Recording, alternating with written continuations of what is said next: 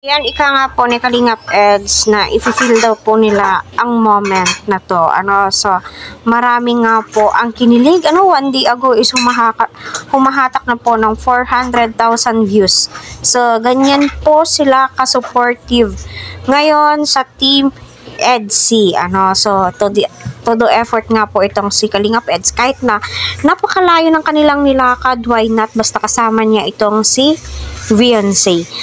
Kung napapansin po natin, si Edo ay hingal na hingal habang naglalakad at medyo ay, kinikilig ako habang pinapanood ko itong si Edo kasi nga itong si Beyonce, parang ang bilis niyang maglakad, so hinawakan siya ni Eds at sinabing hinay-hinay man lang, so bakit, natatakot nga ba or sadyang sinasadya ni Beyonce kasi nga po halata naman na may crush nga daw ho itong si Eds nga po sa kanya kahit hindi po niya sinasabi, nararamdaman daw po ito ni Kalingap Eds. So, sana ipatuloy po natin suportahan ang Team EDC, especially si Kalingap Rob. Huwag po natin skip ang kanilang ads.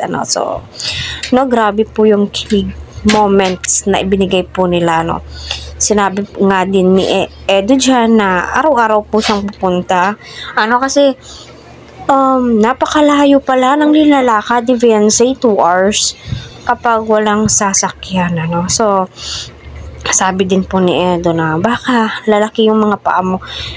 Alam naman po natin na yan po yung mga gusto ng lalaki, yung malaking paa, yung bagtak, kung sa Bisaya pa, So, suportahan po natin sila, tangkilikin natin ang kanilang mga video para sa ganun po ay marami pa po silang matulungan. Lalong-lalo na po itong si Beyonce na iba po talaga yung ibinibigay po nilang kasiyahan sa atin ngayon.